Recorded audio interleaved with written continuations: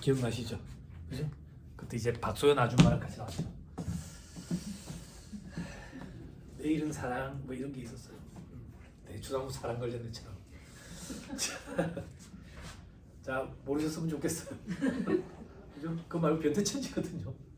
그 저기 안녕하세요, 동방신치예요. 저는 변기를 좋아해요. 그런 데도 있었고 뭐. 그죠? 여성분들 잘 들어놓으세요. 변태인지 아닌지 꼭 확인해봐야 돼요. 변태공화국이에요. 자, 33페이지 한번 봅시다. 경력이 짧은 동생들은 너무 스트레스 안 받았으면 좋겠어요. 이거 오늘 내일 이루어지는 강의는 어려운 강의가 아니에요. 어려운 강의가 아니기 때문에 좀 부담 없이 들으시고 프로그램이 알아서 다 해준다던데 아니 직원들이 전화해서 물어보거나 이럴 때 그런 거 응대하는 수준이다. 그러면 이걸 뭐 고위생들처럼 암기를 할 거냐? 제가 뭐 여러분들한테 30cm 차를 갖고 와가지고 손등 떼세야 돼가지고 새아가 때리고 그럴 일이 있겠어요? 그죠? 예, 부담 없이 들으시면 돼요. 근데 자꾸 듣다 보면 어느 순간 내 속이 박혀요. 자, 원천직수가 돼 있죠? 그죠? 33페이지입니다. 일반적인 경우 첫째 줄 끝에 아까 근로소득 간이세표라는 거, 그죠? 그리고 밑에 줄에 다음 달 10일까지, 그죠? 그때 그 다음 줄 원천징수 이행 상황 신고서라는 그 신고서를 작성해 가지고 이렇게 신고를 한다. 그죠? 반가로 이번에 상시 포용 인원이 20명 이하인 경우, 그죠? 요거 반기 신고하는 거 있죠? 그죠? 옆에다가 조금만 쓰세요. 이걸 반기 납부 특례라고 표현하죠. 반기 납부 특례. 거기는 직원분이 많죠. 그죠? 직원분이 많죠. 그 반기 납부 특례 적용하는 업체 있어요? 관련 업체 중에 왜 그렇게 해요? 아니 안 귀찮아? 아니 저는 그냥 다 매달해요. 저희도 이제 바꿨어요. 매달. 이게 사업주한테 설명하는 게 힘들어. 연말정산에 대해서 설명하는 게 힘들다고. 7월에 이루어진다라고 얘기를 하는 게 힘들어. 주변에서는 막 다 연말정산을 해갖고 있는데 그럼 우리는 어떻게 합니까? 막 이걸 세법 강의를 하고 있는 느낌이 막 든다. 그래서 막 저도 매달 하는 걸 조금 선호하는 편이에요. 근데 이게 반기납부 특례니까 혜택을 주는 규정이거든. 상시 고용 인원이 20명도 안 되면 만다고 매달 하겠냐 이거야. 반년치금 묶어가지고 다음 달 10일, 7월 10일, 다음 달 10일, 1월 10일까지만 해도 된다. 다만 이거는 신청을 해서 승인을 받아야 돼. 승인을. 자, 그리고 밑에 바로 이번에 연말정산 밑에 연말정산 첫째 줄 끝에 다음 연도 2월분에 근로소득을 지급할 때 그 정도만 됐죠? 넘어가면 다음 반강서 한번 지급면서 제출 첫째 줄 끝에 다음 연도 3월 10일까지. 근데 혹시나 경력 짧은 동생들이 계시니까 높아심에 원래 지급 명세서는 2월 말까지 쏘는 거야. 그런데 그때 다 쏘면 바쁘니까 근로소득과 관련된 거 그리고 연말정산하는 사업소득 그리고 대리소득 이런 것들은 3월 10일까지로 조금 미뤄줬다. 그래서 이자 매당 금융소득이 있는 경우는 2월 말까지 해야 된다. 요거 실제 사례인데 하나만 조금 언급드릴게요. 그 가지급금 정리하기 좀 힘들잖아. 그지? 그러니까 가지급금은 이렇게 생각을 해야 돼. 사업체를 운영하는데 가지급금은 무조건 있을 수밖에 없다. 공존해서 가는 거다라고 생각을 해야 돼. 이거를 한순간에 다 지워서 없애야지 그런 일은 발생할 수가 없어. 가지급금을 몇 년에 걸쳐가지고 조금씩 줄여서 많이 줄여놨는데 갑자기 뒷달 가지급이 또 확 발생해가지고 도라미탈이 되고 이런 경우들이 많이 발생한다고. 많이 발생해. 그러면 이 가지급금을 서서히 조금씩 정리하는 방법 중에 제일 대표적인 게 이제 급여 수준을 올리는 거지. 그지? 그리고 우리 저거 배당도 선언을 하는 거지. 배당. 근데 우리가 현업에서 일을 할 때 가지급금을 정리하기 위해서 배당을 선언하는 경우에는 실질적으로 지급은 잘 안 이루어지잖아. 그지? 그래서 원천세 신고를 놓치는 경우들이 좀 있어. 원천세 신고를. 그럼 원천세 신고를 놓치면 요즘에는 친절해졌어. 세무서에 전화 와. 담당 공무원이 전화가 와. 전화가 와가지고 뭐라고 얘기하냐면 원천세 신고가 안 이루어졌는데 지급 명세서는 안 놓치고 쏘실 거죠? 이래 물어본다. 네, 그렇게 간접적으로 얘기를 해주더라고. 아유 감사합니다. 놓치고 있었는데. 그지? 그러면 이제 다시 신고를 해야지. 그럼 가산세 문제가 생기잖아. 가산세 문제. 일반적으로 우리 3월에 이제 법인세 신고하면서 그럴 때 이제 배당 선언 이런 걸 하잖아요. 주총이 이루어졌다고 보고. 그지? 그때 미지급으로 달아놔. 미지급으로 달아놓으면 지급시기 의제 규정이 있다고. 지급시기 의제 규정에 따라 가지고 이 배당은 3개월이 되는 시점까지 지급을 안 하고 있으면 3개월이 되는 시점에 지급을 한 걸로 의제해서 다음 달 10일까지 원천세 신고가 이루어져야 돼. 7월 10일까지 하면 되겠지. 예, 그렇게 하면 납부지연가세가 좀 줄어든다고. 줄어든다고. 예? 무슨 말인지 이해되죠? 그죠? 아니 도대체 난 무슨 소리 하는지 아무것도 모르겠는데 나 아직 결산 한 번도 안 해봤는데 나 아직 2년 안 됐는데 다 되지? 네, 괜찮습니다. 할 수 있습니다. 그죠? 그죠? 모르는데 아는 척 하는 게 부끄러운 겁니다. 그죠? 괜찮습니다. 그죠? 저분 앞에 가서 강의를 하겠습니다. 그죠? 괜찮습니다. 네. 자, 지금 여기서 제출할 때 세 번째 줄 끝에 기부금 명세서, 의료비 찍으면서 의료비 명세서 이것도 같이 제출해야 된다. 그 밑에 괄호 3번의 확정 신고 첫째 줄 끝에 다만 근로소득만 있는 자는 연말정산을 통해 가지고 이미 확정이 됐으니까 5월에 확정 신고는 배제된다. 됐죠? 자, 그 밑에 일용 근로자 과세 방법 아까 말로 다 조졌는데 상시 근로자란 근로계약에 따라 임금을 목적으로 사업이나 사업장에 지속적으로 근로를 제공하는 자를 말한다. 일용 근로자는 제공한 날, 시간에 따라서 계산해서 받는 사람이다. 밑에 방가로 1번 3개월 이상 계속해서 고용되어 있지 아니한 자.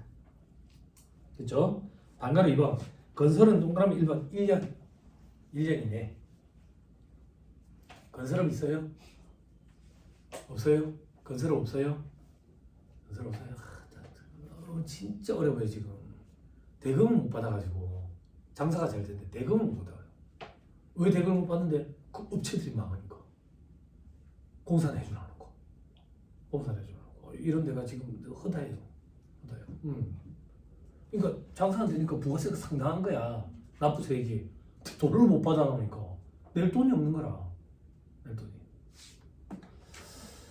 자, 다음 페이지 방그릇 3번에 하역작업 종사자들은 뭐 이런 거는 기간에 제한은 없다. 자, 밑에 괄호 2번에 일용 근로자 요구 판단돼 있죠. 그죠? 자, 두 번째 줄 끝에 급여 계산 방법을 말하는 거지 계산된 급여를 이렇게 지급하는 걸 말하는 건 아니다. 그러니까 일당으로 얼마, 시간당 얼마 요걸 가지고 일용직인지 여부를 판단하는 거다 그 얘기야. 됐죠? 동그라미 3번 한번 보세요. 근로계약상 근로제공에 대한 시간 또는 일수나 그 성과에 의하지 않고 월정액에 의해서 급여를 받는 경우에는 이거는 일용 근로자로 보지 않겠다는 얘기야. 됐죠? 자, 밑에 괄호 3번 일용 근로자를 일반 급여자로 보는 시기 돼 있죠. 두 번째 줄에 3개월 이상이 되는 월부터 일반 급여자로 봐가지고 원천징수를 해야 돼. 됐죠? 그리고 상용 근로자에 해당하니까 1월 1일부터 12월 31일까지 지급받는 급여를 합산해서 연말정산을 해야지. 그러면 일용직으로 신고 들어갔던 거 다시 바로 잡아야지. 돈 들어가지지. 그지? 자, 그 다음 괄호 3번에 일용 근로소득이 계산 방법. 그죠? 세 번째 줄 무조건 분리과세. 그죠? 원천징수로 과세 문제가 종결된다고. 그때 원천징수 세액은 아까 얘기해줬어. 그때 근로소득 세액공제가 밑에 보니까 동그라미 3번에 산출세액이 55% 돼 있죠. 이걸 곱하기로 바꾸면 1-55%야. 아, 왜 그래야 됩니까? 암기하세요. 산수를 가르쳐 본 적이 없어 안 되겠어요. 그죠?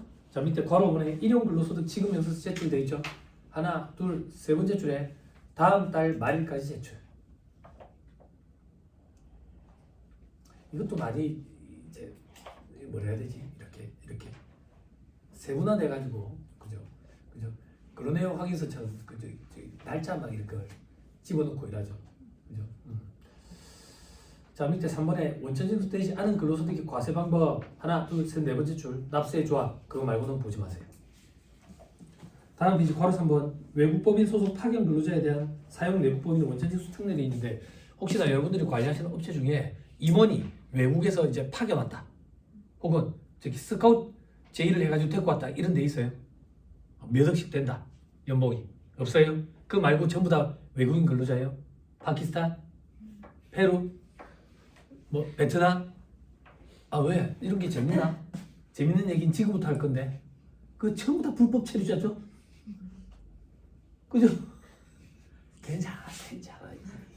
야, 몰라. 밖에 나가서 제가 마주치잖아. 처음 뵙겠습니다. 사람 얼굴 잘 기억 못. 괜찮아. 근데 이분들은 몇 년 된 것 같아. 그래 기억이 나. 그리고 이제 줄에 삼성병원에 아주 큰 추억이 있어서 아주 큰 추억. 그래서 기억이 꼭 나. 처음부터 불법 체류잖아요. 이제 골치 아프지. 이거 처리 어떻게 해요? 응? 불법 체류자는 인건비 처리를 어떻게 하냐고. 다른 거를 돌려요. 우리가 제일 좋아하는 건 뭐지? 기타 소모품비? 기타 소모품비? 그런 게 분식이야. 그렇게 하면 안 돼. 그렇게 하면 절대 안 돼. 큰일 난다고. 그래서 실제 사례예요. 예전에 관리하던 업체예요. 관리하던 업체가 아니라 사고가 터지고 난 이후에 저한테 왔지. 구미에 있는 퀵 업체인데 거기 신용불량자들이 대부분 그걸 해요. 그러니까 인건비 신고를 원하는 거지. 그래가지고 동료업계에서 제보를 해가지고 세무조사 맞아서 4억 큰 업체 일이 기업체 조그만 영세한 사업자들은 4억 추징되면 망하죠. 그죠? 그리고 고액 체납자 명단에 올라가고 도망댕기죠. 재기도 힘들고. 불법 체류자 좀 주의해야 돼요. 근데 어쩌겠어요. 그 사람들은 이제 돈이 없으니까 또 비자 연장하려면 한번 들어갔다 와야 되니까 그게 이해가 안 되는 건 아닌데 아무튼 우리는 돈 받고 일을 해주는 입장에서 그런 건 안 되는 거예요. 그래서 저는 요 바닥에서 소문이 조금 FM으로 소문이 나 있어요. 그래서 업체 사장님들이 전화를 할 때 저한테 이렇게 얘기해요. 세무사님 뭐 이런 방법이 있다던데 이 세무사님 생각하실 때는 이거 안 되는 거죠? 이렇게 물어보면 네, 안 됩니다. 안 됩니다. 안 되는 건 안 된다라고 확실히 못 받고 안 해야 밤에 잘 때 두 다리 뻗고 잘 수 있어요. 그죠? 자, 그런 파견 근로자들이 있으면 19% 단일 세율로 분리가 살고 있거든. 왜냐면 이런 사람들은 고액연봉자들이라 가지고 세율 구간이 높아. 그럼 이 사람들 세금 많이 때문에 들어올라 하겠냐고. 안 들어오지. 19% 분리과세로 끝내버린다고. 그럼 이 사람들이 이제 세부담 면에서 굉장히 혜택이 있는 거지. 이렇게 유치하겠다 그런 얘기야. 해외 우수 인력을. 넘어갑니다. 38페이지 근로소득 원천지수 방법 아까 얘기했어요. 자, 다음 페이지 원천지수 시기 첫째 줄 매월분 근로소득 지급할 때 간이세표에 따라서 한다. 밑에 반가로 2번 원천징수 시기에 대한 특례에 돼 있죠. 그죠? 근로소득을 지급해야 할 원천징수 의무자가 1월부터 11월까지 근로소득을 해당 과세기간에 12월 말까지 지급 안 하면 12월 말에 지급한 걸로 봐가지고 원천징수해야 되고 12월분 근로소득은 2월 말까지 지급 안 하면 2월 말에 지급한 걸로 봐가지고 원천징수해야 된다. 근데 저는 아직까지 현업에서 일하면서 이렇게 밀리는 업체를 본 적은 없거든요. 있어요, 제법? 그럼 우리에게 필요한 건 뭔데? 밑에 또한 법인이 이익 또는 잉여금 처분에 따라서 지급해야 할 상여를 그 처분을 결정한 날로부터 3개월이 되는 날까지 지급하지 아니한 경우에는 3개월이 되는 날에 상여를 지급한 걸로 봐서 소득세로 원천징수해야 돼. 이게 뭔데? 성과급 같은 거라고 생각하면 돼. 성과급을 지급하기로 결의를 해놨는데 갑자기 문제가 생겨가지고 미뤄지는 거야. 그럼 세법이 완전 기다려주는 게 아니라 3개월을 기다려줬다가 3개월이 되는 시점에 지급을 했든 안 했든 간에 지급한 걸로 의제해가지고 다음 달 10일까지 원천세 신고 납부를 해야 돼. 그럼 봐봐. 원천세라는 것은 소득을 지급하는 자가 지급할 때 세금을 떼놨다가 지급을 하는 건데 지급하는 행위가 이루어지지 않아. 이루어지지 않는데 그럼 세금을 떼는 행위가 있었겠어? 없지. 그럼 돈이 어디 있어가지고? 주주를 찾아가는 거지. 주주를 찾아가지고 배당 혹은 뭐 저기 임원을 찾아가지고 요번에 성과급 상연 나오는 거 알고 계시죠? 알고 있어. 근데 회사가 어려워가지고 좀 미뤄진데 괜찮아. 회사가 어려운데 자기서 기다릴 수 있어. 근데 원천세 신고는 해야 되니까 세금부터 먼저 주세요. 이게 안 되지. 그래서 관행상 대납을 해. 회사가 대납을 한다고. 대납을 하고 회사가 이걸 대여금 또는 가지급금 뭐 명목 상관없어요. 이렇게 처리를 했을 때 이 대납한 금액은 소득세 대납액에 기한 업무분간 가지급금으로 보지 않아. 특수관계는 의무과 가질금 보지 않기 때문에 대표이사 가질금처럼 그런 불이익이 없어. 관행으로 보는 거예요. 업계 관행으로. 예? 됐죠? 됐습니다. 그 정도 보시면 됩니다. 넘어갑니다. 다음 페이지 볼 필요 없고요. 그 다음 페이지도 볼 필요 없어요. 뭐 본점에서 일괄 납부를 해도 되고 뭐 따로 해도 되고 거기는 어떻게 돼 있습니까? 재단이잖아. 그죠? 어디가 본점의 개념인 거예요? 삼성병원이 제일 먼저 생긴 거가 거기가. 그죠? 알람 로터리에 있는 게 예인병원이죠. 예인병원. 저기 삼랑진에 있는 건 뭐죠? 삼정. 거기는 그거잖아. 그거 어르신들 모시는데. 요양. 요양병원이잖아. 요양병원. 아니 그 예전에 지인분이 거기 계셔가지고. 그래요. 그럼 그는 원전세 신고는 어떻게 해요? 각각 따로 해요? 알겠습니다. 본점에서 다 독자적으로 해도 된다 그 얘기예요. 근데 독립재산제면 각각 무조건 해야 되고 그런 말들이 쓰여져 있어요. 그런 말들이 42페이지 반가로 3번 이것도 그냥 넘어갈 거예요. 사업자 단위과세 사업자. 여러분 저한테 피드백 주세요. 장부하실 때 회계사무실 계신 분들 사업자 단위 과세 특례 적용받는 데 있어요? 없어요? 있어도 없어요? 올해 세무사님이 그런 업체를 수임해가지고 사업자 등록증에 보면 왼쪽 저 밑에 보면 사업자 단위 과세 여부를 해가지고 대가로가 있어. 대가로 여기에 체크가 돼 있어. 사업자 단위 과세 특례 이래가지고 그러면 사업자 단위 과세 특례를 적용받는 거예요. 이게 특례면 원칙이 뭔데요? 원칙은 사업장 단위로 과세하는 게 원칙이에요. 사업장 단위로. 이건 사업자니까 사업장 거를 다 묶어가지고 사업자 개인 단위로 한목에 하겠다 그 얘기예요. 한목에 하겠다. 이런 데 없어요? 있어요? 이런 데서는 거기서 본점에서 한다 그 얘기예요. 원천세 신고도. 뭔데요? 임대업자예요? 저희 제조인데 저희가 사업자 단위과세 특례 신청. 일반 기업체소였어요? 그래요? 제조는 여러분 싫어요. 얘기하지 마요. 왜 얼굴이 빨개지시는 거예요? 이 자식아 내한테 말 걸지 마라 이러는 눈이라도 마주치지 말든가 말이야. 부가가치세법의 사업장 단위 과세 원칙이라고 그러거든. 그때 사업장의 범위는 제조를 시작하는 장소, 제품을 생산하는 장소가 사업장이거든. 공장이 사업장이라는 얘기야. 근데 일반적으로 제조업체는 공장에서 물건을 만들지 공장에서 물건을 판매하는 경우는 좀 드물거든. 그래서 판매 시설을 갖춘 장소로 옮겨놔놓고 판다고. 판매 시설을 갖춘 장소를 직매장이라고 표현하고 부가세법상 사업장에 해당이 돼. 그럼 제조업체는 일반적으로 사업장이 2개 이상에서 시작하게 되는 거지. 그럼 어떤 문제가 생기냐면 공장은 항상 매입세액만 발생해서 환급만 발생해. 저기 직매장은 항상 매출세액만 발생하는 거야. 요거를 자금부담 압박이 생기는 거지. 왜? 부가세 신고 7월 25일까지 하면 직매장에서는 매출세액 내고 공장에서는 매입세 환급을 받았는데 환급은 30일 내에 이루어지잖아. 그지? 자금부담 압박이 생기는 거야. 그 자금부담 압박을 완화하기 위한 제도에 주사업장 총괄납부라는 제도가 있고 사업자 단위 과세 특례라는 제도가 있어.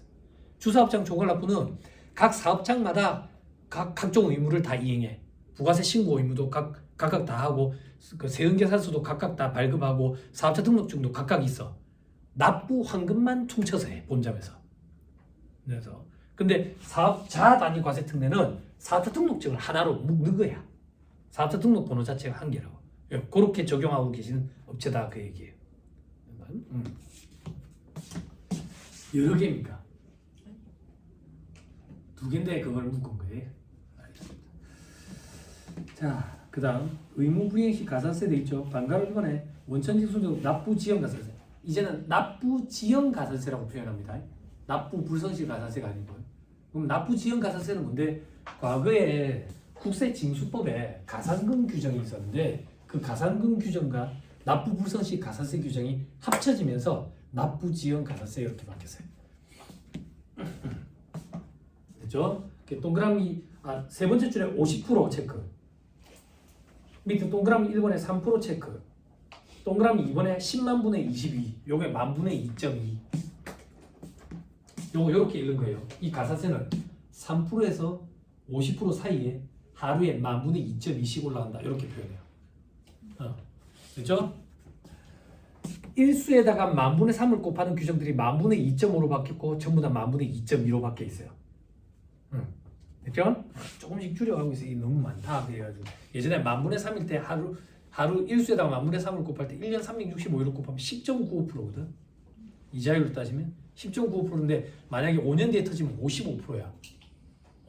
여러분들이 알고 계시는 제척기간은 일반적인 제척기간이라 가지고 5년이고 사기기타 부정한 행위는 무신고는 7년, 사기기타 부정한 행위는 10년이야. 상속증여세의 사기기타 부정한 행위는 15년이라고. 그럼 15년 뒤에 터져가지고 납부불소시 가산세를 매긴다 그러면 150%가 넘지. 이게 너무 무섭다 이거야. 무섭다. 그래서 이걸 좀 조정하자 했는데 다음 연도에 만분의 2.5로 바뀌더라고. 그래도 9% 부과이거든. 이게 말은 찌시지 그랬는데 그 다음 연도에 갑자기 국세징수법에 있는 가산금 규정이랑 합쳐버리더라고. 그래서 예전에 국세징수법의 가산금 규정은 3% 때리는 규정이 있어요. 그래서 현업에서 실무 강의를 하면 들으러 오신 분들이 힘들어하더라고. 그때 초창기에 세무사님 그 국세징수법이랑 합쳐져가지고 3% 규정 어떻게 적용해야 됩니까? 하더라고. 걱정 안 해도 됩니다. 어떻게 해야 되는데요? 지금 하는 대로 하면 됩니다. 그럼 달라진 거는요. 우리가 재발절해서 수정신고 하잖아. 그러면 과거처럼 가산세 일수당 만분의 2.1을 곱하면 돼. 그 국세징수법에 있던 가산금 규정 3%는 그 국세청에서 고지서 보낸 이후부터 생기는 일이야. 우리는 고지서 보낼 때까지 그렇게 안 버팅기잖아. 그 전에 자발적으로 수정신고를 하지. 그냥 과거에 있던 규정이랑 똑같이 적용한다 이래 생각하면 편해. 계산해. 그리고 더 좋다는 더좋은 세무사에 사랑한다 따라 세무사랑 프로가 얼마나 좋냐면 요즘에 일수 계산도 다 해줘. 그러니까 손가락 발가락 필요 없어. 예전에는 손가락 발가락 때문에 발가락 양말을 신고 다녀야 되는 막 그런 일이 있었는데 요즘에 이거 다 돼. 지가 알아서 계산 다 해줘. 일수도. 근데 사람 손이 타는 게 있다고. 가산세 감면 규정은 저거가 못 해줘. 우리가 선택해서 클릭해 줘야 된다고. 가산세 감면 규정. 그렇죠? 왜 이렇게 놀라셨어? 자, 입 벌리지 마세요. 팔이 들어가요. 눈을 크게 뜨세요. 다들 이러고. 괜찮습니다. 그죠? 처음 들으시는 분들 많이 놀라셨죠? 돌아야 합니다. 그죠? 학습이 되셨으니까 내년부터는 피해되기 힘든데요. 그리고 저는 소문이 어떻게 나 있냐면 제 강의는 빡셉니다. 많이 힘드실 거예요. 강의 도중에 농담도 많이 하고 여담도 많이 하는데 오늘 집에 가는 버스 안에서 엄청 피곤하실 거예요. 엄청 많은 걸 쏟아내기 때문에. 근데 내일 희한하게 자꾸 이끌려가지고 또 오게 될 거예요. 그래가지고 이끌려가지고 오자마자 첫 시간에 또 피곤함을 느끼면서 확인을 또 하실 거예요. 오지 말까. 지금 그러신 분들 계실 거야. 출근을 하는 게 나을 뻔했나? 더 힘든 것 같은데? 저 자식 때문에 안구 건조증이 오겠는데? 눈도 잠깐 깜지를 못하게 하네? 그죠? 들어놓으시면 도움이 됩니다. 오늘 내일 뭐 어떻게 다 갖고 가겠습니까? 그건 욕심입니다. 욕심. 그죠? 나중에 연말정산할 때 그때 그 자식이 얘기했던 게 이거 얘기하는 거구나. 그 정도면 돼요. 그 정도. 그죠? 여러분들 뭐 시험을 볼 것도 아니고. 응? 자, 됐습니다. 다음 페이지 맨 위에 가산세 적용 사례 한번 보세요. 자, 원천징수 이행상환 신고 동그라미 돼 있죠. 신고는 했다 베이비. 근데 납부를 안 했어. 납부와 관련된 가산세. 밑에 원천징수 이행상환 신고는 안 했는데 납부를 했대. 가산세 없다 돼 있죠. 그죠? 신고 관련된 가산세 규정이 없어요. 납부와 관련된 가산세만 있어요. 됐나요? 됐어요?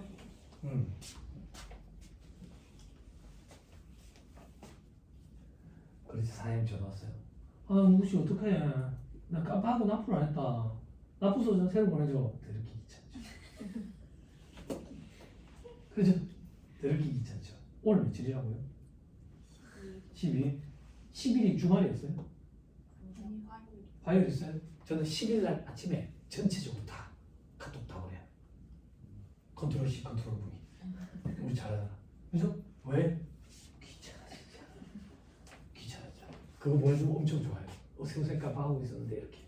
그죠? 지방세 때문에 귀찮잖아. 안 그래? 국세야 저 홈택스 들어가지고 가산세 계산해가지고 갖다 붙이면 되는데 지방세는 삭제하고 다시 해야 되니까 괜찮잖아. 괜찮아. 그래서 저는 10일 날 되면 무조건 다시 전체적으로 납부 이렇게 해달라고. 그거 별로 힘들지도 않습니다. 그죠? 이거 다시 해주는 게 더 힘듭니다. 귀찮고. 자, 됐습니까? 그 정도 보세요. 넘어갑니다. 44페이지 가사세 감면. 수정신고, 기한후 돼 있죠? 그죠? 예전에 막 이걸 제가 막 뜯어가지고 보고 그랬는데 간단히 보시죠. 수정신고는 뭐냐면 바로 잡는 거예요. 잘못된 걸. 근데 잘못된 걸 바로 잡는 거에 수정신고 말고 경영청구라는 것도 있어요. 경영청구. 그건 어떤 거냐면 내가 7월 25일에 부가세 신고를 했어. 얼마나 했는데? 깨어나세요. 깨어나세요. 간 때문이에요. 저 때문이 아니에요. 왜?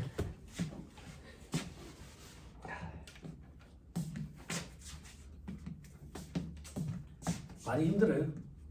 직장생활 하시는 분들 많이 힘들어요. 뭔 여담을 해줘야 돼. 그 네이버 기사든지 뭘 찾아보면 전부 다 한 가지 뉴스밖에 없어. 그래서 뭔 얘기를 못 해주겠어. 예전에는 고시생들 상대로 고시생들 힘들어하니까 야 요즘에 텔레비 뭐 보냐? 뭐가 재밌냐? 이러면 서로 대화라도 됐는데 요즘엔 텔레비를 안 봐. 그래서 그나마 대화에 동참하려고 넷플릭스 보냐? 아니 유튜브 본대. 유튜브 뭐 보는데? 집에서 자려고 누우면 옆에서 와이프가 뭐 이런 걸 보고 있어. 뭔데? 오빠 이 사람 라면 너무 맛있게 먹는다. 왜? 라면 없나 집에? 아니 있는데 왜? 니도 끓이 먹어라. 추적해 나쁜 놈 쳐다보면 나는 그게 너무 지저분해.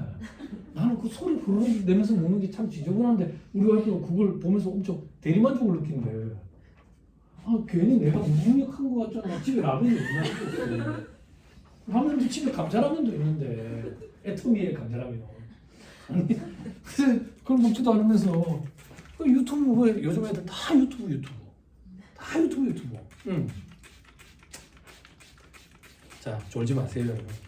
힘든 거 알고 있어요. 힘든 거 알고 있는데 다 직장인 저도 예전에 직장생활 했었거든요. 그죠? 근데 요분들은 제 강의 들어보셔서 아시잖아. 처음 듣는 게 아니라서. 처음 들으세요? 어제 혹시 밤생하셨어요? 저는 직장생활 할 때 내일 교육이면 밤새서 술 먹었거든요. 그리고 교육장에 가서 엎드려서 자고 사무실에 가면 팀장님이 병호야 교육 어떻더노? 쓰레기던데요? 그랬던 기억이 나요. 그랬던 기억이 나는데 제 강의는 만약에 그렇게 오셨으면 지옥을 맛보시죠. 그렇게 빡세서 피곤해요. 저희 와이프가 그 요가로 어떻게 이름이 알려지게 됐냐면 서울에 있는 활명안마병원이라고 2차 병원이 있어요. 암환우들 있는데 거기서 요가랑 아로마 케어를 해요. 메디컬 아로마 케어를 해요. 그 프랑스 메디컬 아로마. 그러면서 이제 상태가 많이 호전이 돼가지고 항암 치료를 받을 때 좀 덜 힘드니까 그러면서 해줬는데 그래 와이프가 저한테 이제 아로마를 들이붓다시피 했어요. 죽을 뻔하니까 근데 많이 건강해졌죠. 엄청 많이 건강해지고 요가도 억지로 시키니까 이제 많이 건강해졌고 최근에 먹는 것 중에 직장인분들 잘 들어보세요. 그 중국에서 파는 것인데 닝샤레드라는 이제 열매 에기스가 있어요. 그 어디서 파는지 모르겠는데 와이프가 아침 점심 저녁으로 소주잔 같은 데다가 한 코프씩 먹이는데 그게 인터넷에 찾아보면 중국에서 좀 잘 나왔을 때 있잖아요. 우리나라로 따지면 구기자더만. 아침에 일어나면 몸이 좀 가벼워. 아침에 몸이 많이 가볍고 새벽 6시쯤 되면 그냥 저절로 눈이 떠져요. 직장인들은 그게 상상이 안 되죠. 그죠? 컨디션이 되게 많이 돌아가요. 내가 물고 피면서 아무튼 그런 거 추천드리니까 제 주변 사람들은 다 효과를 봤어요. 그래서 그게 돈이 나서 없어요. 있을 때마다 재놔야 돼요.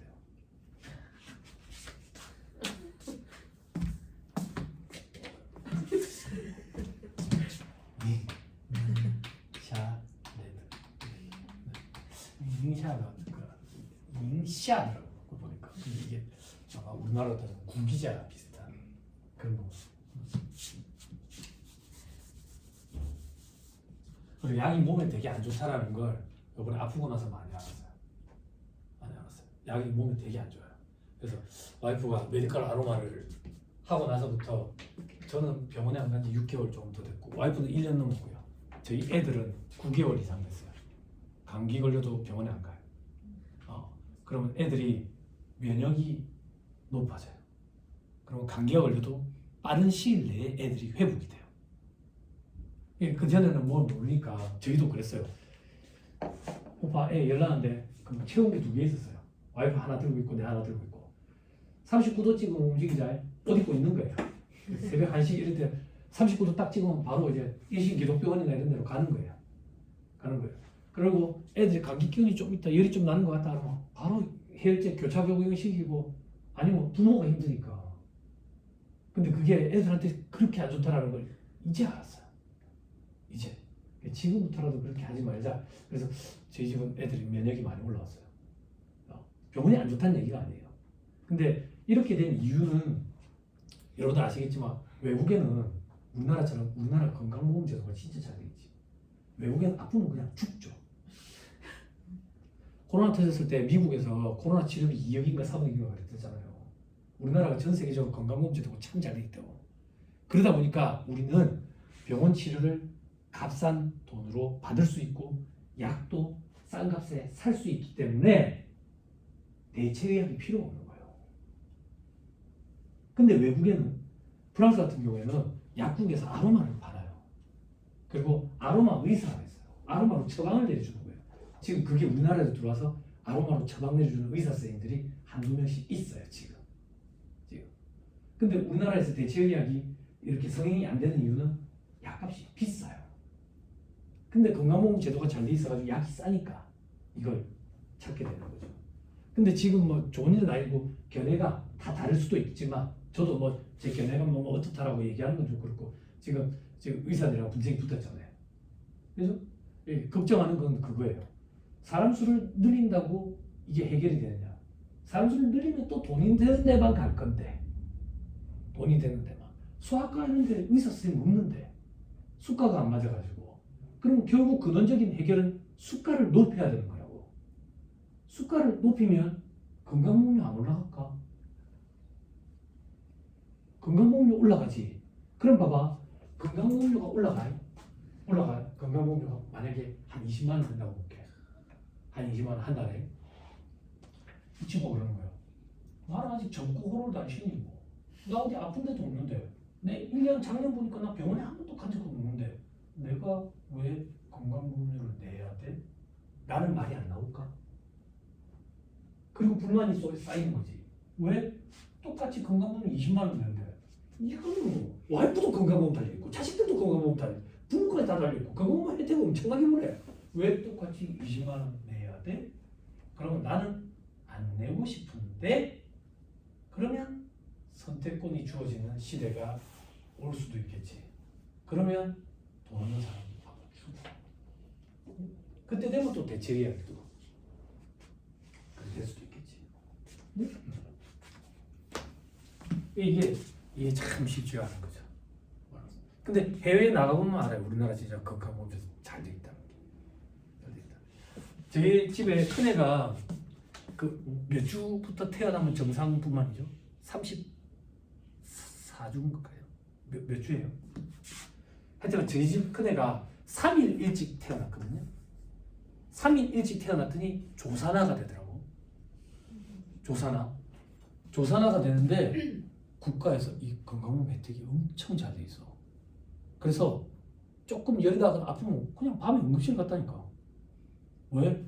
낮에 병원에 가면 병원비가 300원 나와. 약값이 150원이고.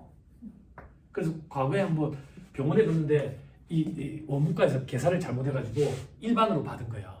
그래서 어떻게 해드릴까요? 환불해드릴까요? 그러더라고. 아니 다음번에 까지도 또 뭐 매주 올 낀데 한참 까고 있었어. 그렇게 혜택이 몇 년 동안 지속되더라고. 그래서 그럴 때 느껴요. 아 건강보험제도 참 잘 돼 있구나. 물론 아직 신약 같은 거 건강보험 혜택이 안 되는 그런 경우에는 좀 안타까운 사례들이 텔레비에도 보니까 나오대. 그지? 뭐 뇌수막염을 앓는데 치료제가 이미 개발이 됐는데 뭐 8번인가 복용 뭐 치료를 받으면 되는데 그게 한 번 할 때 뭐 5천만 원씩이라 가지고 뭐 어쩌고 뭐 이런 것들도 있긴 하더만. 근데 저는 그거에 대해서는 찬성하는 입장이거든요. 호를 단신인 사람과 부양가족이 많은 사람은 건강문제가 달라져야 돼요. 이건 맞아요. 근데 이거는 박근혜 정권 때부터 준비를 했는데 조금 언론에서 이상하게 이제 오해를 했던 것 같아요. 그래서 반발이 부딪혀가지고 막 무상 대왔던 걸로 제가 알고 있어요. 요거는 좀 조정이 이루어져야 될 것 같아요. 이런 얘기 해주면 눈이 동글동글하고, 그지? 근데 우리 오늘 수업은 이 책으로 하는 건데. 재미없어요? 재미없어? 왜 재미없는지 알아요? 내 돈이랑 상관이 없어서 그래. 이게 내 돈이랑 상관이 있으면 엄청 재밌다. 엄청 재밌다. 좀 더 합시다. 버티세요, 여러분. 시국이 이렇게 어수선한 마당에 공부를 하러 오셨잖아. 얼마나 대단하셔. 응?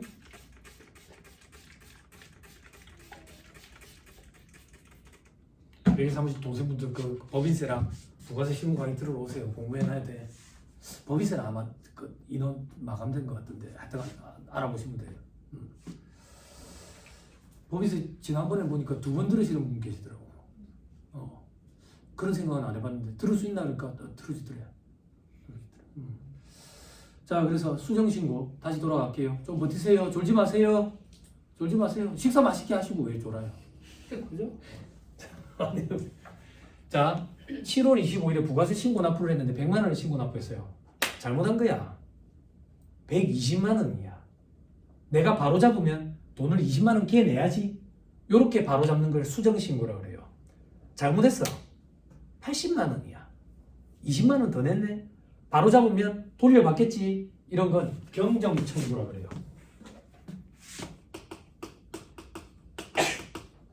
그래서 수정신고는 바로 잡는데 더 내면서 바로 잡는 거. 경정청구는 돌려받으면서 바로 잡는 거. 요거 말고 경정이라는 게 있어요. 요건 세무서에서 하는 거예요. 우리가 세금 신고를 했는데 잘못돼서 세무서에서 바로 잡는 걸 경정이라고 그래요. 그래서 책에 따라서 저자들은 세무조사라고 그렇게 표현하는 저자들도 있어요. 결정, 요것도 세무서에서 하는 거예요. 우리가 세금 신고를 안 하고 있어요. 그래서 세무서에서 얼마다라고 탁 때리는 거, 그걸 결정이라고 해요. 자, 7월 25일에 부가세 신고 안 했어. 깜빡했어. 무신고죠. 오늘 하는 거야. 이걸 기한 무신고 이렇게 해요. 됐어요? 그래서 중요한 건 여기는 내가 하는 거고요. 여기는 세무서에서 하는 거예요. 용어가 참 중요해요, 여러분. 법률 용어는. 그렇죠? 프로그램처럼 생각하면 돼요. 엑셀 프로그램의 사용법을 알아야 여러분들 그걸 활용할 수 있듯이 용어를 알아야 돼요. 용어를. 그렇죠? 자, 그럼 다시 돌아와가지고 세금 신고를 잘못하면 세무공무원이 일일이 다 확인 검토해가지고 우리한테 알려주는 게 아니라고. 그 사람들도 바빠. 그래서 스틱 앤 캐럿이라고. 캐럿도 좀 줘야지. 너가 잘못된 걸 발견하면 너가 알아서 바로 잡아라. 그러면 가산세를 좀 감면해 줄게. 그게 가산세 감면 규정이에요. 됐어요? 자, 밑에 있는 기한후 신고부터 봅시다. 기한후 신고할 때 가산세 감면 규정 한 달 내에서 50% 까주겠대. 그리고 3개월 내에서 30%, 그리고 6개월 내에 때 20% 까주겠대. 위로 올라가서 수정 신고 한 달 내겠대. 90%, 75%, 50%, 30%, 20%, 10%. 됐어요? 됐나요? 자칫 ERP를 쓰든 교존 세무사랑을 쓰든 요거는 우리 사람 손이 탄다고. 이거 우리가 클릭해서 선택해야 돼. 응? 됐죠? 아, 세무사님 이걸 어떻게 다 암기합니까? 고시생도 아니고 암기하라고 한 적 없죠? 그죠? 그럼 이거 어떻게 해야 돼요? 제가 예전에 데리고 있던 우리 사무실 직원은 요걸 축소복사를 해가지고 잘라가지고 모니터 밑에다가 붙여놓던데. 그런 생각 해봤어요? 안 해봤어요? 그렇게 붙여놓으면 왠지 그 조직의 의사결정자가 연봉 협상할 때 달라는 만큼 줄 건데. 그런 생각 안 해봤어? 네? 그렇게 활용을 하시면 좋을 것 같아. 넘어갑니다. 다음 페이지 원세율 대상 근로소득 예전에 갑종이라고 불렀던 거. 밑에 괄호 1번에 원세율 제외 대상 근로소득은 관심 갖지 맙시다. 제일 밑에 반가로 3번. 경제 짧은 동생들. 반가로 3번 이거 읽어줘봐. 소리 내서 읽어줘. 요거 방정사. 어떻게 읽어야 돼 이거? 빨리 읽어봐. 소액 부징수? 소액 부징수? 소액 부징수? 이거 어떻게 읽어야 돼? 읽어주세요 남성분. 소액 부징수, 소액 부징수, 소액 부징수, 소액 부징수. 엄청 잘하죠. 그죠? 게임 많이 했겠죠? 그죠? 후배들 엄청 싫어하는 그런 예비요. 군대에서도 이런 게임을 하고 있어요. 소액 부징수예요. 소액은 징수하지 않겠다고요. 그죠? 그럼 얼마나 소액이어야 되는데 동그라미 1번 1,000원입니다. 그죠? 근데 여러분 그 도전 타는 도전 세무세 사랑한다더라 세무사랑 프로에서 이거 사업소득 3.3% 원천징수 이거 신고할 때 차이 탁 뜨죠. 그죠? 이제 사업소득은 1,000원 미만이더라도 인적 영역에 대해서는 징수를 한다 이렇게 뜨죠. 그죠? 일정한 인적 영역으로 부가세가 면제되는 일정한 인적 영역으로 3.3%짜리들 있지 1,000원 미만이더라도 원천징수를 해야 돼요. 그죠? 자 밑에 동그라미 3번 중간 연합세액이 50만 원 미만인 경우에도 안 해요. 중간 연합 아시죠? 그죠? 요거는 법인세법이랑 이제 아우가 맞아졌어요. 법인세법은 30만 원으로 이게 아우가 안 맞았었는데 둘 다 이제 50만 원이야. 그죠? 중간 연합 지금 몇 월을 했죠? 12월. 얼마 전에 끝났잖아. 소득세 중간 연합 11월 말에. 그때 이게 50만 원 미만이면 안 한다 그 얘기예요. 넘어갑니다. 근로소득의 원천징수 방법 돼 있죠? 그죠? 자, 간이 세표 돼 있죠? 그죠? 가로축에 공제대상 부양가족 수, 세로축은 월급액이야. 근데 월급액은 비과세랑 학자금은 제외하겠대. 예? 그죠? 세 번째 줄에 비과세 소득만 제외하니까 건강보험료 등은 차감하면 안 돼. 그죠? 과거에는 홈택스에 들어가면 이런 표가 떴었는데 요즘에는 이렇게 표가 안 뜨고 저거가 로직을 걸어놔가지고 우리가 금액이랑 공제대상 가족을 클릭을 하면 얼마 이렇게 바로 뜨도록 그렇게 돼 있더라고. 전체적으로 좀 보고 싶던데 표를 찾으면 또 찾아볼 수 있어요. 자 그래서 저기 밑에 보면 312만 원에서 314만 원 사이가 공제대상 가족이 한 명이냐 두 명이냐 뭐 이렇게 돼 있죠. 그죠? 다음 페이지 반가로 2번 공제대상 가족 수 본인 배우자 각각 한 명으로 다 봐. 동그라미 2번 자녀 세액공제 적용 방법에 공제대상 가족 중 8세 이상 20세 이하 자녀가 있는 경우에는 이 사람들을 추가로 뜯어야 해. 그러면 저희 집에 애가 8세 이상 자녀가 둘이 있으면 일단 봐봐. 나, 와이프, 애 둘이 4명, 애 둘이 6명. 그렇게 한다 그 얘기야. 됐죠? 아무튼 그런 방법을 쓴다 하더라. 넘어갑니다. 자 그런 게 궁금하신 분들은 48페이지는 사례 보시면 되고요. 이런 건 시간 낭비라서 저희는 넘어갈게요. 넘어갑니다. 저 밑에 보시면 괄호 2번에 상해가 있는 경우에 원천징수로 돼 있죠. 넘어갑니다. 다음 페이지 보니까 사례 또 돼 있죠. 그죠? 이것도 심심하실 때 화장실 갔는데 신문을 안 갖고 왔다. 그럴 때 이걸 갖고 가셔가지고 보시면 돼요. 그죠? 자, 요건 어떤 건데? 상여가 지급되는 거야. 상여. 그러면 월 평균 급여를 어떻게 할 거냐고. 상여가 언제 지급되는데? 분기에 한 번씩 지급된대. 그럼 3으로 나누면 돼. 그래 더하면 된다고. 됐어요? 아닌데 우리는 상여가 비정기적인데 요번에는 5개월 만에 지급됐대. 다음번에는 언제 지급될지 또 몰라. 그럼 요번에 5개월 만에 지급됐으면 5로 나눠가지고 앞에 부분에 더하면 돼 다시. 그렇게 하면 돼. 그렇게 됐죠? 그것도 사례를 보시면 여러분들 해결이 되실 것 같아요. 그렇죠? 자 밑에 바로 3번에 근무지가 둘 이상인 경우에 원천징수로 돼 있죠. 그죠? 종전 근무지가 있대. 그죠? 종전 근무지 것도 합쳐가지고 여기서 그죠? 연말정산이 이루어지죠. 그러면 연말정산이 이루어지려면 원천징수 영수증 받아와야죠. 그죠? 근데 직원이 그런 걸 안 하고 있대. 그럼 직원이 알아서 해야죠. 그죠? 종소세 확정신고 때 바로 잡는다든지. 그러면 가산세가 없다. 왜? 연말정산이 종합소득세 확정신고를 가름하는 거기 때문에 연말정산은 제대로 안 이루어졌던 걸 종합소득세 확정신고 기간까지만 다시 바로 잡으면 가산세 문제는 없고 적법한 신고 온다. 그렇죠? 그러면 어떻게 해야 된다는 얘기인데 여러분들이 연말정산 담당자들인데 나중에 직원들이 자료를 갖고 와. 자료를 갖고 온다고. 연말정산 시기가 지난 이후에 자료를 갖고 와도 공제 대상이 돼. 공제 대상이 돼. 그럴 때 어떻게 하면 되느냐? 직접 홈택스 들어가가지고 반영하라고 하는 게 빠르지. 여러분들이 손대는 것보다. 여러분들이 손대면 일이 복잡해진다고. 그죠? 그럼 저거가 직접 할 줄 모른다는데 그러면 공인인증서를 하나 갖고 내 옆에 의자 갖다 놓고 앉아야지. 그지? 그리고 이건 우리 업무 외적인 일이니까 별도의 돈을 좀 받아야지.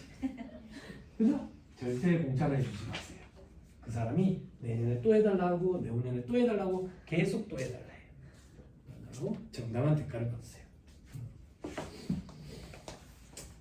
자, 2인 이상 근무지가 있는 경우 2인 이상 근무지가 있는 경우에는 뭐 여러 군데서 투잡 쓰리잡 뛰니까 한 군데 지가 정해가지고 거기서 연말정산할 거면 거기다가 갖다 주면 된다.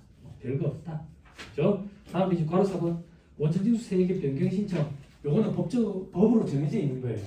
이건 어떤 거냐면 나는 호롤단신이야. 호롤단신이라 가지고 간이세계표에 있어 세금을 떼는데도 불구하고 연말정산할 때 되면 걔는 한 4, 50만 원씩 떼. 그래가지고 2월에는 뭘 할 수가 없어. 예전에 진짜 제가 그랬다고. 제가 간이세표에 따라서 어떻게 떼길래 그래. 아니라 한국은 혜택이 있다고. 한국은 혜택. 편도로 16장이 공짜, 국내에서는. 그리고 국제에서는 90% 할인받는 거, 10%만 내면 되는 거. 이게 편도로 36장. 50% 할인받는 거는 무한정이었어. 그래서 저 때도 취직이 힘들어가 묻지마 지원 일부러 했거든. 금융기관도 지원해가지고 그래 여의도에서 면접받다가 백화점도 지원해가지고 현대백화점 본사에 어차피 재경팀의 면접도 받다가 들방 여기서 내를 뽑아준대. 재수 뽑히자마자 아버지를 데리고 중국어 막 같이 중국어. 그런데 그게 내 급여에 다 잡혀있는 거야. 연봉에 90% 할인 받았으니까 나 10%만 냈을 거 아니야. 90%를 왜 대줬겠냐 이거야. 나를 빡세게 굴릴 거. 그치? 그러면 나머지 90%가 연봉이 합산되니까 동방항공 에어차이나 타는 것보다 돈이 더 드네. 응? 그래서 아시아항공 직원들은 동방항공 에어차이나를 타고 다니지. 그치? 그렇죠. 그래서 불만이 생기는 거예요. 처음부터 세금 뗄 때 좀 많이 떼놓으면 안 돼? 이렇게 내는 것보다 어차피 내가 내야 될 세금이 맞긴 하지만 그러면 120%를 선택할 수 있다 이거예요. 나는 부양가족이 많아. 그래서 2월에 어차피 내가 내라는 걸 돌려받지만 기분은 좋지만 내가 내라는 걸 돌려받는 개념인데 처음부터 세금을 조금만 떼면 안 돼? 그럼 80%를 선택할 수 있다 이거예요. 그렇죠? 연봉 협상할 때 이걸 원래 법적으로 하도록 돼 있어요. 근데 제가 회계사무실 운영하면서 120%, 80% 적용하는 회사를 본 적이 없어요. 다 100%야. 다 100%. 왜? 이걸 언급을 안 하더라고. 직원들한테. 이렇게 선택을 할 수 있도록 되어 있습니다. 넘어가세요. 자, 56페이지 농어촌 특별세 원천징수 되어 있는데 이건 보지 마세요. 자, 혹시나 집에서 혼자 책 보신 분들 괄호를 보내보면 박스 안에 주택자금 차입금 이자 세액 공제 금액 돼 있죠. X표 크게 치세요. X표. 아까 제가 장기주택 저당 차입금 이자 상환액 공제 있죠. 그거 얘기하는 거 아니에요. 이건 97년도에 있던 규정이에요. 97년도 기억나요?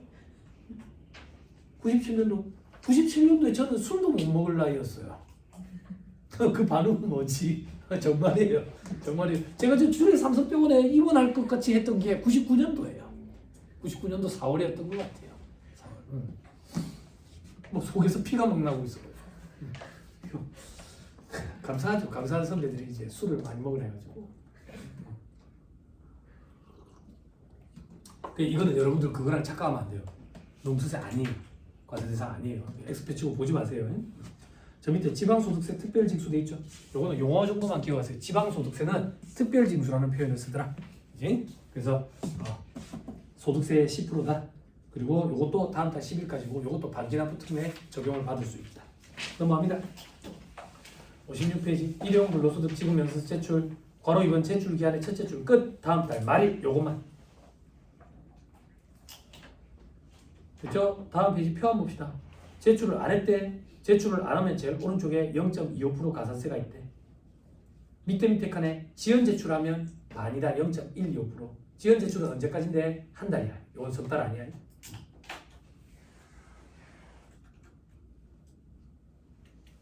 저 밑에 간이지급 명세서 이거 다음 달 말까지 하는데 지금 사업소득 하고 있다. 어떻게 다음 페이지 동그라미 이거 원천징수 대상 사업소득. 그리고 일시적 인적 용역 기타 소득. 동그라미 1번은 미뤄졌다.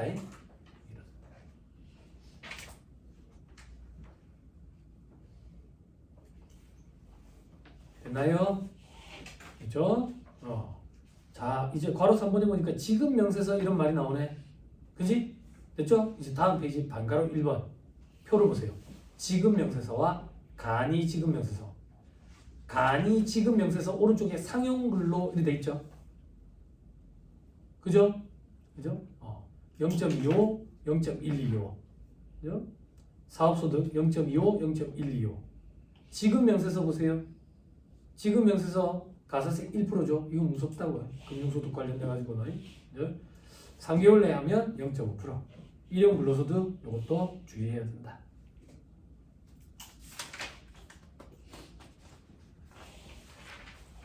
그죠? 그 정도 보시면 안 되겠어요. 61페이지.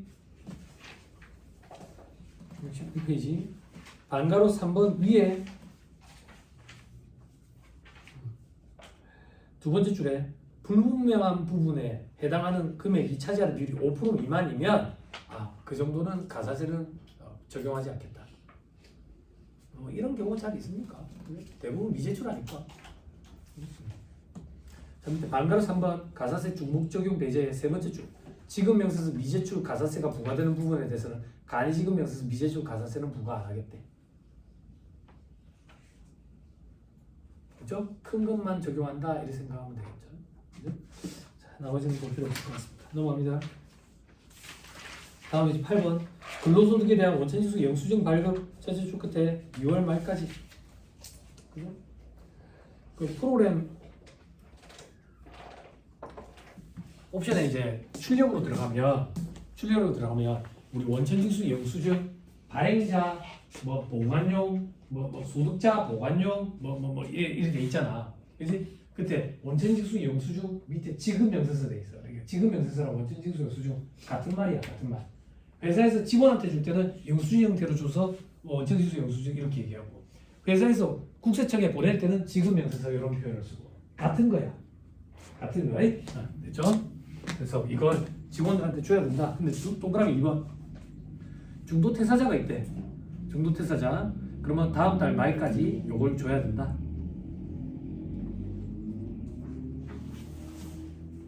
그렇죠? 밑에 동그라미 3번에 일용 근로자도 다음 달 말까지 발급해야 된다.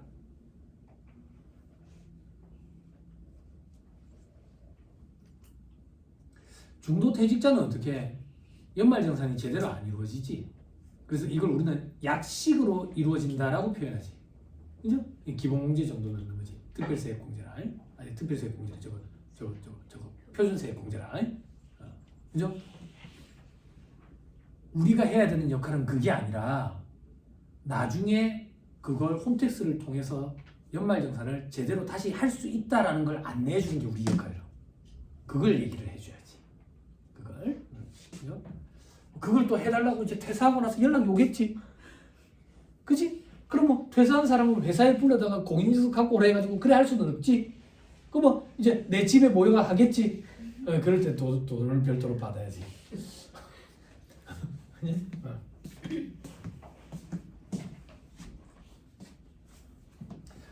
거기는 이제 그 제일 오너분 또 근로소득 말고 타소득도 있으실 거 아니에요. 그죠? 금융소득도 종합과세 되실 거고. 그죠? 그죠? 그러면 그 종소세 신고는 누가 해요? 안 해줘요? 외부에 맡겨요? 아 그래요? 아 좋은 회사네.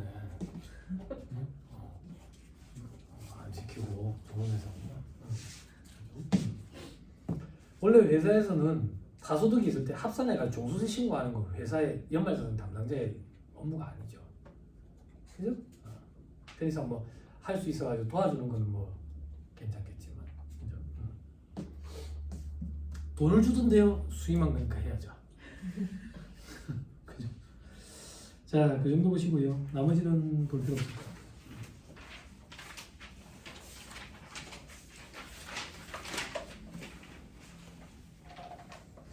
거기는 혹시 주민세도 있겠네. 62페이지부터 있는 거예요. 63페이지 보면 두 번째 줄 끝에 종업원 급여 총액의 월 평균 금액이 300만 원에 50원 곱한 금액 1억 5천 이하인 경우에는 종업원 부과한다. 이게 넘으면 주민세 종업원 이 계산해가지고 신고 납부는 좀 다음 달 10일까지 해당 사항 있는 데만 좀 보시고. 자, 67페이지 근로소득 연말정산 절차 되어 있죠. 그죠? 절차.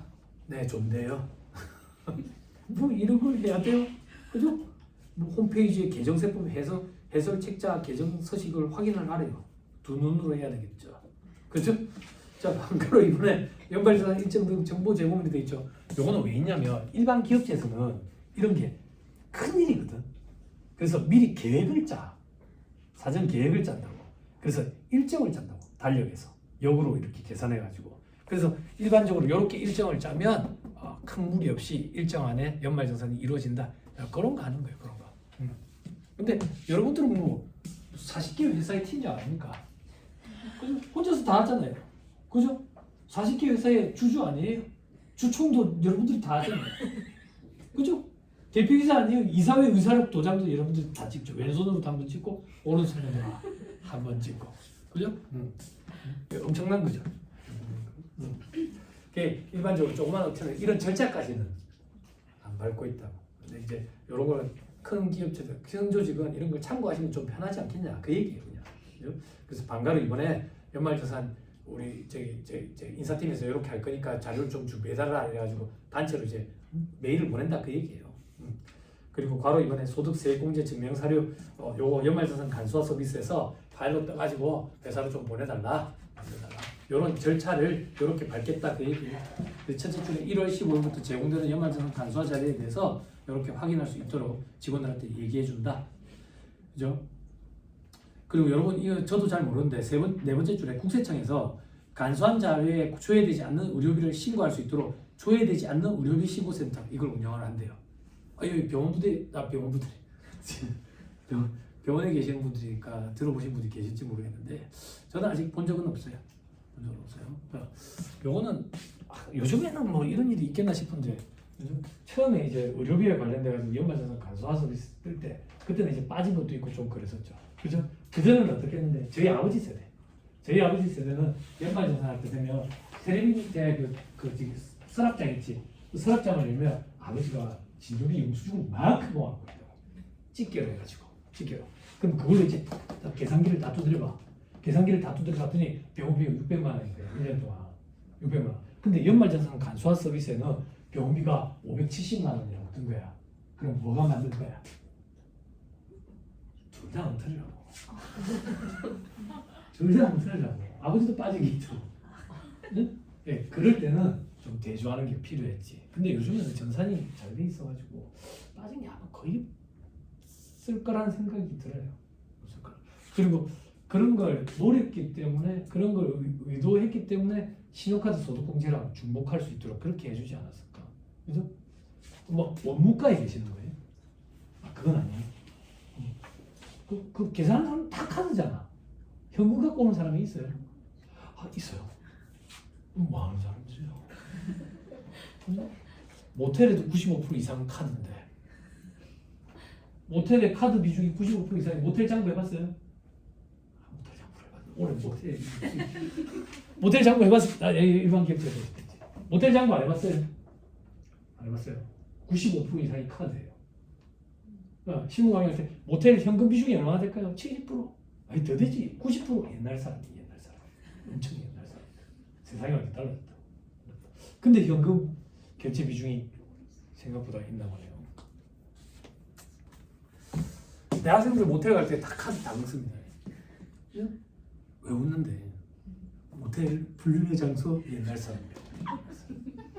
대학생들 대학 때 시험 기간에 도서관 자리 없으면 모텔방 빌려가지고 해요. 모텔방. 그죠? 올해 나이도 물어봐도 돼요? 20대예요? 아니 20대 없어요? 20대? 없어요. 없어요. 그럼 다 30대예요? 혹시 그럼 그거 하셨어요? 여성분들 29살 마지막 날 파티해야 되잖아요. 드레스 코드 맞춰가지고. 왜? 앞에 3자 달면 못 놀까 봐. 나 3자도 달아봤고 4자도 달아봤는데 점점 더 재밌어요. 기대가 돼요. 어쩌면 더 재밌을 것 같아요. 네? 그럼 파티라는 드레스 코드를 맞춰가지고 모텔 방을 빌려서. 그래서 모텔이 길에 보이는 모텔들이 35억에서 45억 이렇게 하는데 큰 모텔은 80억짜리도 본 적이 있거든요. 제가 35억, 45억, 80억 기준은 10년 전 얘기예요. 지금은 시세를 잘 모르겠어요. 그때 80억짜리 모텔 사장님한테 물어봤어요. 80억짜리 모텔 방이 도대체 몇 개길래 80억이에요? 세무사에 모르시는 얘기하네. 파티로. 그런데 가보셨어요? 사진은 본 적이 있어요. 방이 아니야. 개념이. 안에 분수대가 있어. 분수대가 있어. 그리고 라이트가 막 도는 이런 것도 있고, 옆에는 게임방처럼 꾸며져 있고, 당구다이도 있고, 그러니까 파티룸인 거야. 파티룸. 이런 거를 대관을 해주는 형식이지. 대관을. 그러니까 모텔하면 분위기 장소 뭐 대시를 돌려가지고 장사를 옛날 얘기야. 모텔은 땅 장사라고. 그렇게 1년 장사하고 60억에 팔아먹는다고. 모텔은 건물장사 땅 장사라서 그래서 보통 보면 은행에 지점장님, 사모님들이 퇴직금 받은 걸로 많이 투자를 하고 그랬대요. 그래서 부산에 저 범내골 옆에 가면 모텔만 전문적으로 매매를 하는 그런 복덕방들이 제법 있어요. 그런 생각 한 번도 안 해봤죠. 그러니까 돈을 못 버는 것도 이유가 있는 거예요. 저도 그런 생각을 못해요. 자, 그래요. 자, 그래서 조회되지 않는 의료비 신고센터 이런 걸 운영을 한답니다. 그죠? 요거를 18일까지 자료를 제출할 수 있고요. 제출한 거는 20일부터 조회가 가능하대요. 조회가. 됐죠? 자, 밑에 한편 연말정산 간소화 서비스에서 제공되지 않는 난임 시술비, 취약 전 아동 학원비 이런 거. 학원비 이런 거는 근로자가 직접 수집을 해야 된다. 그죠? 학원비는 미취학 아동을 위한 것만 돼요. 그러니까 초등학생, 중학생, 고등학생 이런 애들 학원 보내는 건 아무것도 안 돼요. 아무것도. 미취학 아동. 학교 안 가는 애들. 근데 요즘에는 애들이 옛날처럼 공부 그래 안 하거든. 저도 애들 공부에 대해서 별로 관심이 없어. 학교에 선생님이 내보다 더 난리가 났어. 애가 집에 왔는데 시무룩한 거야. 혼났대. 왜 혼났는데 받아쓰기 빵점 받았대. 와이프랑 엄청 웃긴데 꾹 참았어. 속상해 할까봐. 그래? 네? 근데 와이프가 엄청 현명해. 와이프가 제 애한테 뭐라고 얘기하냐면, 주원아 받아쓰기 점수 잘 받고 싶어? 그러니까 아니? 이러더라고. 그럼 됐어. 그럼 됐어. 저희 와이프가 엄청 현명하더라고. 공부를 많이 한 편은 아니지만 그래도 이런저런 공부를 좀 해본 편이라 가지고 그냥 안 시키고 싶더라고. 학교에서 와가지고 그래. 아빠 오늘 나 받아쓰기 대박. 왜? 40점 받았다. 그러니까 50점 만점이야? 100점 받았다. 대박 잘했네. 빵점에서 40점. 와. 그럼 아빠 나 카드 사줄 수 있어? 딜을 가는 거지. 요즘에는 건강 위주라 가지고 누구의 축구 교실, 누구의 야구 교실 이런 걸 많이 가더라. 김해 이런 데 많더라. 그리고 정관 신도시, 그리고 또 신도시 있잖아. 저기 섬나라 명지 신도시. 죄송해요. 엄청 좋죠. 외국어 학교? 뭐라고 표현해 그거? 국제학교. 그래, 국제학교. 그리고 봐봐. 한국말도 할 줄 모르는데 영어부터 배우고. 한국말도 못하는데 영어부터 가르쳐. 안 그래? 응? 수학 구구단 어쩌고 선생님이 연락이 왔어. 주원아, 편의점에 가가지고 라면 사올 수 있어? 사와 봐봐. 5,000원짜리 줄게. 줄이 잘 받아오더라고. 됐어. 아빠는 중국에서 살 때 말을 할 줄 몰라서 가짜 돈을 엄청 받았어. 어떡하긴 가짜 돈을 받았는데. 네? 내가 이걸 또 남한테 주려고 하니까 걸리더라고. 삐삐삐 그래. 됐지 뭐. 그래서 체육 활동과 관련된 거는 여러분 법에 정해져 있어요. 주 1회 이상 교습 활동이 있어야 돼. 그러니까 누구의 축구 교실 내라 2주에 한 번씩 가잖아. 그런 건 안 돼. 그런 건 안 돼.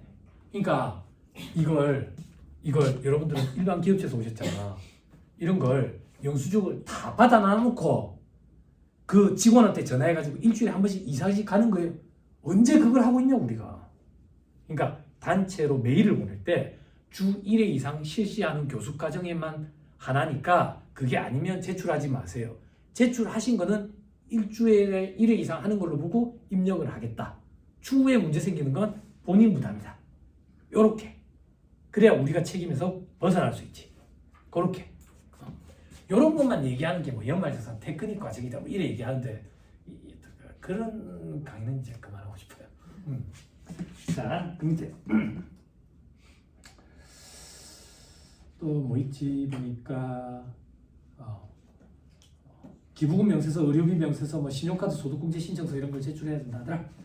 자, 밑에 나머지는 볼 필요 없고 월세 세액 공제 받는 경우에는 동그라미 1번에 하나, 둘, 세 번째 줄 끝에 주소지, 계약 기간 이런 거 좀 확인을 잘 해야 된다. 저 밑에 지급 명세서 제출, 원천징수 이행상환 신고서, 이율 지급분 요거랑 2024년 연말정산을 포함해가지고 3월 10일까지 제출한다 돼 있죠. 그죠? 이 연말정산과 관련돼가지고 여러분 우리가 3월 10일까지 제출한다. 요거와 관련돼서 우리가 인정상여 파트를 조금 얘기를 해야 돼. 대표이사 가지급금이 있기 때문에. 근데 여기에는 저 뒤에 조금 언급하고 있더라고. 그래서 여기까지 하고 그 얘기를 좀 할 거야. 그 얘기를 하려면 법인세법으로 좀 가야 돼. 일단 여기 다 읽고 제가 요거에 대해서 또 정리를 해줄게. 자, 기부금, 뭐 의료비 명세서 이런 거 해야 된다더라. 자, 다음 페이지 반가로 이번에 지급명세서 제출 기한 3월 10일까지라더라. 저 밑에 반가로 3번에 지급명세서 관련 가산세 밑에서 두 번째 줄 1%라더라. 넘어갑니다. 그래서 가산세 관련돼 가지고 표는 저기 있고 됐죠? 밑에 괄호 5번 원천징수 이행상환 신고서에 제출돼 있죠? 연말정산이 완료되면 원천징수 이행상환 신고서에 2월 지급분 급여와 연말정산분을 포함해서 3월 10일까지 제출해야 된다. 그죠? 다 알고 계시죠?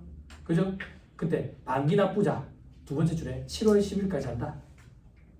원천징수 이행상환 신고서를 7월 10일까지 제출하는 경우에도 근로소득 지급명세서, 기부금 명세서, 의료비 지급명세서 등은 3월 10일까지 해야 된다. 이런 것 때문에 저는 반기납부 특례를 적용을 잘 안 해. 차라리 신경이 더 쓰이더라고. 자, 다음 페이지. 반가로 3번 원천징수 이행상환 신고 시 유의사항. 연말정산이 종료가 되면 원천징수 이행상환 신고서에 A04란 있지. 그지? 이제 거기에 총 지급액은 지급명세서상 총 급여액과 비과세 소득 합계랑 일치해야 돼. 근데 이 비과세 소득은 기재되는 비과세를 얘기하는 거지. 그지? 이걸 좀 주의해야지. 됐죠? 그리고 그 다음 줄에 소득세 등은 지급명세서상 근로자의 차감 징수세액을 합계한 금액과 일치해야 된다. 자, 이거는 뭐냐면 이건 뭐 세법 이런 게 아니라 테크닉이야. 우리가 작성을 잘 했는지 검토를 할 때 요걸 가지고 확인을 하면 된다 그 얘기야. 근데 전산이 된 경우이기 때문에 틀리는 경우는 거의 없어요. 틀리는 경우. 틀어지는 경우는 인정상해 때문에 틀어지는 경우가 좀 있는데 여러분들 뭐 스탑 옵션 주지도 않을 거고.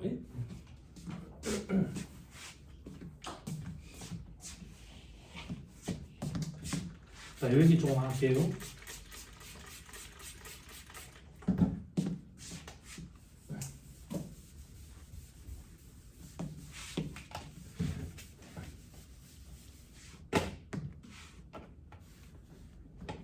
봐봐요. 근로소득만 가지고 얘기한다고요? 근로소득이 총수익 금액, 필요경비, 차감한 소득금액이 나오겠지. 근로소득이 총수익 금액은 우리는 총급여액이라고 표현했다고. 그리고 필요경비는 근로소득공제라는 걸 법에 따라서 일률적으로 체감해 준댔지. 근데 이 총급여액에는 비과세는 제외라는 표현이 있었거든. 그럼 다시 이렇게 써볼게. 근로소득이 있어요. 근로소득은 뭔데? 근로제공이나 반대급부로 받는 건 전부 다 근로소득이라고. 받는 건 전부 다. 즉 돈뿐만 아니라 물건도. 그죠? 그래서 나중에 또 할 거야. 생일 때 뭐 주는지, 명절 때 뭐 주는지 이런 거 할 거라고. 그리고 거기는 그러면 저거 뭐야? 돈 많이 드는 거 뭐야? 내시경하고 하는 거. 건강검진 할인 얼마나 해줘요? 나는 인제대 15%밖에 안 해주는 것 같은데. 저 이대 겸임으로 있거든요. 15%밖에 안 해주는 것 같은데. 줄도 오래 서야 될 거 아니야. 줄도. 50%? 그게 앞으로는 좀 달라질 수도 있을 거예요. 계정 안으로 올라가 있는 거에 보면 직원들한테 할인해 주는 금액 있죠. 그죠? 그 근로소득으로 과세를 해야 돼요, 안 해야 돼요? 하고 있어요. 하고 있어요. 힘이 없어서 그래요. 힘이 없어서 목소리 힘이 없어서 그래. 제가 몸담았던 조직도 한국권 할인해 있죠. 근로소득 과세했어요. 과세했어요. 다 하는 거 아닙니까? 아니에요. 여기 있죠. 3개. 3개. 이런 데 있죠. 근데 안 해요. 안 해요. 3년에 한 번씩 차를 뭐 30%를 할인해 준다든가 뭐 그래가지고 자전거 타고 있는 남자 막 이런 거 자전거 앞이랑 뒤에랑 바퀴 크기가 달라가지고 페달 밟을 때 엄청 힘든 자전거 이런 거 이제 이런 거 할인해 주잖아. 그러잖아. 나는 인증원 이래가지고 컴퓨터 막 이런 것도 그렇고 근데 이건 과세를 안 해. 불합리한 왜 할인을 해주겠어? 앞으로 당신 바싹 쪼을 거니까. 근로 제공에 대한 반대급부지. 이게 힘이 있는 회사랑 힘이 없는 회사 차이. 그래서 이 얘기를 거의 10년째 하고 있거든. 이게 틀렸나 봐. 기획재정부에 틀렸나 봐. 세법 개정안으로 올라간 거 보면 20%, 30%까지는 정당한 할인액으로 봐가지고 과세를 안 해. 과세를 안 해. 통과가 될지 안 될지는 몰라요. 올라가 있어요. 그럼 이렇게 생각할 거 아니야. 여기 30% 할인이라고. 한라이랑 30%랑 같아. 1억짜리 차에 30%랑 같아. 그래서 연간 한도 얼마 이렇게. 근데 그게 저는 맞는 것 같아요. 그래야지 혼선이 없어요. 혼선이. 대법원 판례에 보면 혼선이 왜 있었냐면 저기에서는 왜 과세를 안 했냐면 사회통념상 타당한 범위 내의 종업원 할인액으로 볼 수 있기 때문에 근로소득으로 과세하지 않는다 이랬다고. 그럼 사회통념상 타당한 범위 내의 종업원 할인액은 도대체 얼마냐에 대한 그런 게 없어. 그런 게 없어. 혼선이 좀 있었는데 그걸 숫자로 딱 정해버리니까 깔끔해지는 것 같아.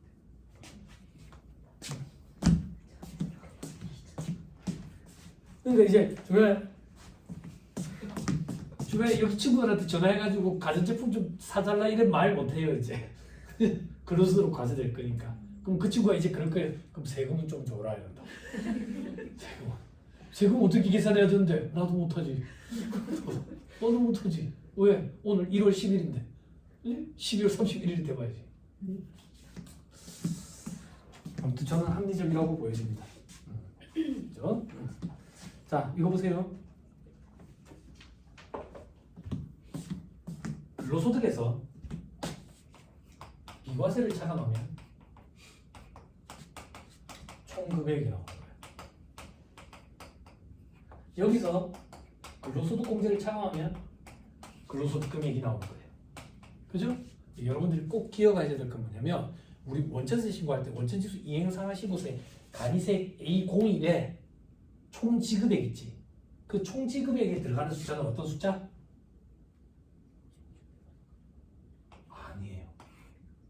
아니에요. 그래서 경력이 짧은 동생들은 멘붕이 오는 거예요. 이 숫자가 도대체 어디서 왔을까 싶어가지고. 비과세 중에 기재되는 비과세를 반영한 지급액이 와요. 그러면 A01에 오는 총 지급액은 총 금액도 아니고요. 근로소득도 아니에요. 그럼 기재되는 비과세, 기재 안 되는 비과세 이거는요. 프로그램에 세팅이 돼 있어요. 세팅이 다 돼 있다고. 그래서 지가 알아서 하는 거예요. 그죠? 우리 뭐 비과세를 해봐야 뭐 10대 장원조 무조건 이런 거밖에 더 있어요. 아닌데요. 자녀 양육비 있는데요. 주는 데 있어요. 비꼬는 건 아닙니다. 주면 참 좋겠습니다. 그죠? 그래도 10대 20만 원이지 어때요? 안 그래요? 짜장면에서 볶음밥으로 올라갔어요. 야근할 때 맛있는 거 먹으면 되죠. 야근식 때는 저기 다 비과세예요. 그래서 야근할 땐 고기 먹으러 가는 거예요. 순간 야근식. 자, 요걸 좀 기억하셔야 돼요. 그러면 기재되는 비과세, 기재 안 되는 비과세는 나중에 참고상으로 참고 목적으로 서식에서 잠깐 볼 거고 프로그램에 세팅돼 있으니까 걱정 안 해도 된다. 다만 멘붕 올 필요는 없다. 저 숫자는 총 금액도 아니고 근로소득도 아니니까 그 숫자랑 비교하려면 안 된다. 응? 됐습니다. 밑에 조정환급 환급 신청돼 있죠. 그죠? 요거는 여러분들 뭐 편의에 따라서 하면 돼요. 편의에 따라서 하면 되는데 뭐가 좋다 나쁘다 이런 건 없고요. 저는 환급 신청 안 해요. 뒤로 넘겨가지고 차감하지. 조정환급하지. 응? 근데 일반 기업체는 또 어떤지 모르겠어요. 금액이 좀 크면 받고 싶지 않을까? 아, 그렇진 않아요. 그 이분들이 오시는 회사는 그 요즘 회사라 가지고 저는 제가 몸담았던 회사는 되게 옛날 조직이라 가지고 연말정산 하는 시기가 다가오면 그 저기 직원들이 통장을 막 개설을 해요. 통장을 신규로 막 개설을 해요. 신규로 막 개설을 해가지고 인사팀이 계속 전화 오는 거예요. 통장 새로 만들어 왔는데 이걸로 좀 넣어주면 안 되나? 이걸로 좀 넣어주면. 왜 그러는데 그건 잘 모르겠어요. 그건 잘 모르겠는데 그 시점쯤 되면 이제 회사에서 성과급 이런 게 또 나올 때가 있어요. 성과급. 그러면 직원들이랑 협의를 할 거 아니에요? 그죠? 그럼 직원들이랑 협의를 하면 저는 무슨 생각을 했냐면 많다 적다 이걸 따질 줄 알았어요. 근데 아무도 많다 적다를 따지지 않아요. 뭐 얘기하는지 알아요? 현금으로. 그래서 상상이나 되세요? 15억이라는 돈을 현금으로 찾아가지고 봉투에 담아서 준 적이 있어요. 15억이라는 돈을 5만 원짜리 없을 때였어요. 15억이라는 돈을 그러니까 생각나네. 조금 더 말씀드릴게요. 15억이라는 돈을 팀장이 그러는 거야. 오늘 남아가지고 좀 도와줘야 돼요. 재경팀을. 왜요? 오늘 돈 그 봉투에 좀 담아야 돼. 우리가 좀 도와줘야 돼. 그래서 회계 부서에 5명인가 4명인가 거기 여직원 2명 나머지 이렇게 있고 그리고 우리 기획팀이랑 그래가지고 10명인가 11명인가가 그 회의실에 들어갔어. 회의실에 들어가지고 책상을 다 붙여놔놓고 여기 이제 돈을 깐 거지. 007 가방에서 돈을 까가지고 그 묶인 거 풀고 이걸 10만 원인가 그때 20만 원인가 봉투에 담았어. 담았다고. 얼마나 사람이 많겠어. 안 그래? 그랬는데 새벽 2시인가? 새벽 3시인가 좀 됐는데 회계팀의 여직원이 어머 어떡해 이러는 거야. 어머 어떡해 이러는 거야. 잘못 넣은 것 같다고. 잘못 넣은 것 같다고. 미치는 거야 그때부터 미치는 거야. 그러면 내가 생각할 때 너가 방금 손댄 데가 어디고 저는 신입사원이었을 때 너라고 말을 못하고 대리니까 너가 방금 작업한 데가 어디고 그만큼만 우리가 다시 열어보자 이러면 되잖아. 이러면 되는데 갑자기 회계팀에 그 대리인가 과장인가 그 사람이 걱정 안 해도 된다고. 내 1년 번호 그거 다 그거 적혀 있다고. 순서대로 돼 있으니까 그걸로 찾으면 된다고. 번호가 몇 자리인데. 그래 저들끼리 자꾸 그 짓거리를 하고 있는 거야. 그래가지고 제사수랑 저랑은 제사수가 그러더라고. 병호씨 우리가 그거 확인합시다. 그래서 여기서 땄어. 요만큼 갖고 와가지고 따가지고 하는데 어머 죄송해요 이러는 거야. 제대로 못해. 그럴 때 사람들이 말하는 살인 충동이라는 게 이런 거구나. 새벽 3시에 그랬던 기억이 나. 그래서 그렇게 잘해놨어. 그렇게 통장으로 계좌이체가 있는데 그걸 싫어하는 거야.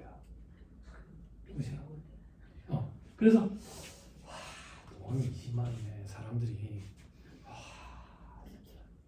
그죠? 그랬던 기억이 나. 큽니다. 돈 20만 원 참 큽니다. 큽니다. 네.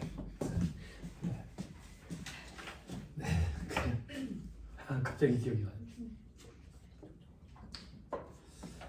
계좌이체를 다 쏘세요. 그런 거 하지 마세요.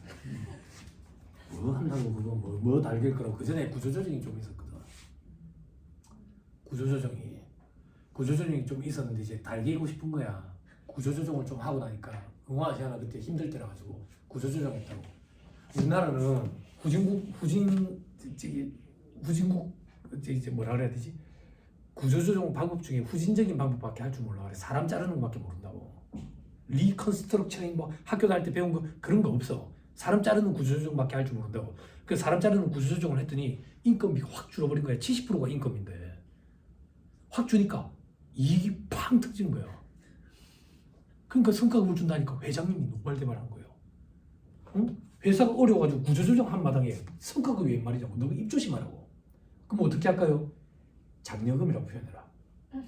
생산성 향상 장려금이라고 표현하고 일괄적으로 20만 원씩 지급해라. 요렇게 했어. 그걸 이제 직원들 비위 맞춘다고 현금으로 달라 하니까 현금으로 주면 좋아하겠지 싶어가지고 현금을 그걸 담고 있었던 거야. 눈이 들러 빠질 것 같아. 고스톱 치는 느낌이라고.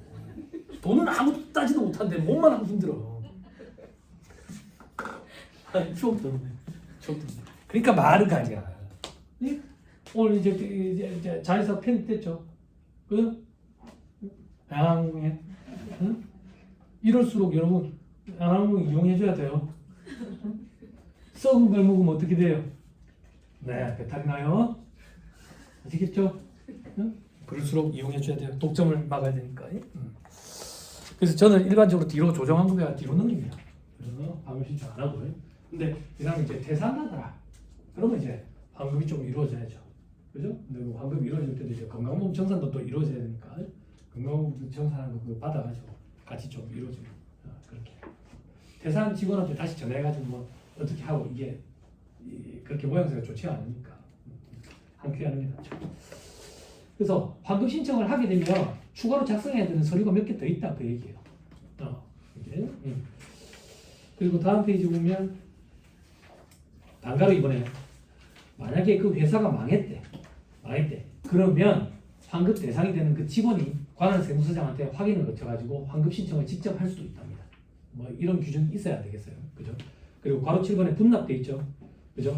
연말정산 결과 근로자의 추가 납부세액이 10만 원 초과하는 경우, 그러니까 걔내야 되는 돈이 나온 거야 내가. 근데 이 금액이 커.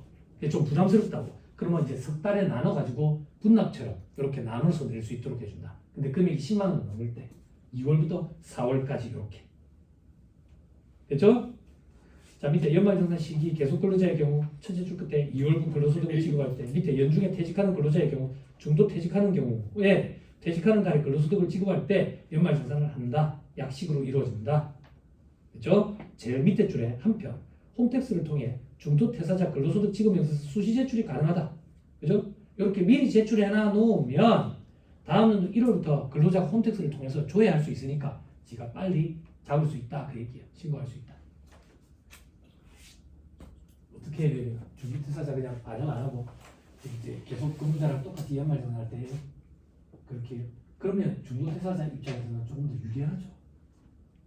그렇게 되면 실질적으로 연말정산 이루어지는 거랑 마찬가지니까요. 근데 이제 다소득이 또 이제 다른 데 입사해버리는 거 그렇죠. 자, 괄호 3번에 연말정산 이후 근로소득을 추가 지급하는 경우 두 번째 줄 연말정산 다시 해야 돼. 폭 터졌죠? 그죠? 어떤 경우인데요? 성과급이 달리는 거예요. 그죠? 일반 기업체, 큰 기업체들 보면 성과급이 1월에 임원들 성과급이 결정이 돼야 지급이 되고요. 일반 직원들 성과급은 3월 정도에 지급이 돼요. 그럼 2월에 연말정산이 이루어졌거든. 이 성과급의 기속 사업연도는 어떻게 되는데? 근로제공액에 속하는 사업연도. 작년에 성과를 냈기 때문에 올해 3월에 주는 거거든. 작년에 기속이 된다고. 그럼 작년에 근로소득이 달라졌으니까 연말정산 한 번 더 돌려야지. 하고 싶어요? 퇴사를 하고 싶겠죠. 그죠? 그래, 퇴사를 막기 위해서 계량적, 비계량적 요소를 모두 고려해서 직급별로 차등 지급하면 지급하는 올해의 근로소득으로 봐서 내년도 연말정산에 반영할 수 있어요. 차등 지급해야 돼요. 똑같이 일률적으로 지급하면 작년에 기속이 돼요. 그래서 똑같이 일률적으로 지급할 때는 성과급이라는 표현을 안 쓰고 아까 제가 말씀드린 것처럼 장려금 이런 표현을 써요. 그냥. 응? 그런 문제가 있기 때문에. 됐죠? 오케이, 됐습니다. 나머지는 볼 필요 없어요. 쭉쭉 넘어가세요. 76페이지.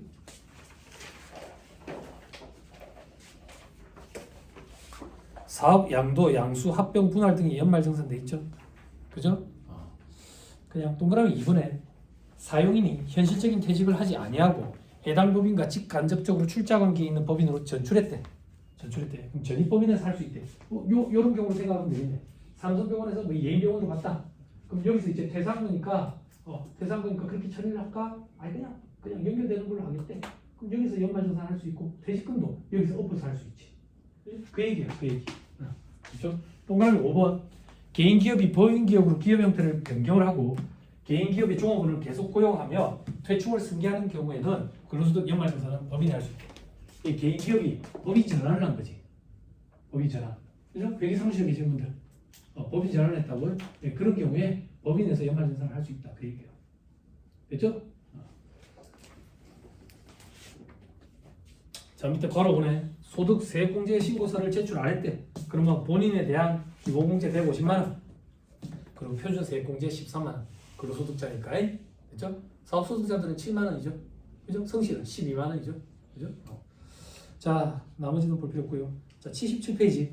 거주자, 비거주자 돼 있죠. 그죠? 거주자가 아니면 비거주자예요. 됐어요? 그럼 거주자, 비거주자를 왜 구분하는데? 거주자는 우리나라에서 벌어들인 소득뿐만 아니라 해외에서 벌어들인 소득도 다 합쳐서 우리나라에서 과세를 해요. 그래서 무제한 납세의무를 진다 이렇게도 표현을 해요. 비거주자는 우리나라에서 벌어들인 소득에 대해서만 과세를 해요. 다른 나라에서 번 건 그 나라에서 하겠죠. 그죠? 거주자냐 비거주자냐라고 표현을 했지 내국인이냐 외국인이냐 이렇게 표현한 적은 없어요. 그죠? 국적 여부와 무관해요. 그럼 거주자는 어떻게 구분하는데? 밑에 반가로 일반에 거주자는 국내에 주소를 두거나 끊으세요. 국내에 주소가 있으면 거주자예요. 만약에 주소가 없으면 주로 거주하는 장소를 거소라고 표현하고 183일 이상 거소를 둔 게. 동생분들 1년 365일 2로 나눠보세요. 이 정도는 안 산도하죠. 쌀집 계산기 있어야 돼. 182.5, 183일이면 반이 넘네? 그렇게 따지겠다. 내가 방금 어떻게 따졌지? 1년 365일을 가지고 따졌어요. 법 개정이 이루어졌어요. 몇 년 전에? 한 5, 6년 됐네 벌써부터. 예전에는 2개 과세 기간에 183일이었어. 이제 1개 과세 기간에 183일이야. 183일. 됐죠? 그럼 이 얘기는 왜 갑자기 하는데 예전에 쌤 57이 뭐 발언을 실수했길래 매장이 돼버렸는지 모르겠는데 우리나라에서 뭐 장사하잖아. 모델로 하고. 그지? 돈도 벌고. 우리나라 거주자인 거예요. 그럼 전 세계에서 벌어들이는 소득에 대해서 전부 다 우리나라 국세청에서 과세하겠다는 얘기예요. 그죠? 더 이상 소녀가 아닌 소녀시대 있죠. 그죠? 얘들도 전 세계적으로 버는 거에 대해서 지금 누가 핫하죠? 블랙핑크 젠이죠. 로제인가요? 파스타밖에 몰라요. 난 처음에 그 장면을 보고 깜짝 놀랐네. 브루노마스? 내가 잘못 봤나? 뽀뽀도 하네? 잘못 봤나? 딥페이크인가? 이랬는데 진짜더라고. 예. 왜? 업타운 펑크가 왜? 그런 생각이 들었는데 아무튼 국위선양 하니까 좋더라고. 전 세계에서 벌어들인 모든 소득에 대해서 우리나라 국세청에서 과세한다. 됐죠?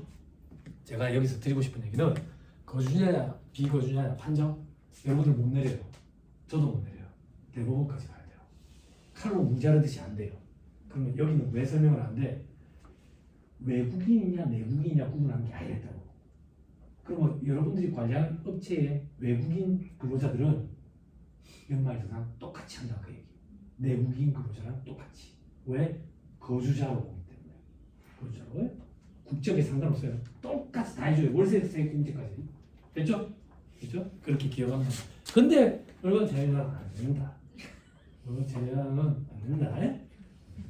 큰일 난다. 그건 혹시 외국인 있습니까? 없어요? 뭐 그 장비 같은 거 관리하는 외국인 이런 사람 없어요? 네, 알겠습니다. 감사합니다. 절대 없군요. 앞으로도 없죠? 알겠습니다. 감사합니다. 예. 됐어요. 나머지는 볼 필요 없습니다. 80페이지 외국인 근로자 과세 특례 아까 얘기했던 게 19%. 자, 81페이지 표를 보세요. 표에 보면 구분에 외국인 거주자 돼 있죠. 그죠? 외국인 거주자 해가지고 밑에 봐봐. 전부 동그라미 다 돼 있지. 그지? 내국인 근로자랑 똑같이 한다 이렇게 생각하면 된다고. 됐죠? 됐죠? 다만 서류가 조금 다르겠지. 우리나라 가족관계증명서처럼 그 나라에서 가족관계를 증명할 수 있는 어떤 서류가 있겠지. 그런 거 명칭만 좀 다를 뿐이지. 됐죠? 됐습니다. 넘어가요. 자, 이제 83페이지 총급여 및 근로소득금액 보기 전에 절로 갑니다. 423페이지로 갑니다.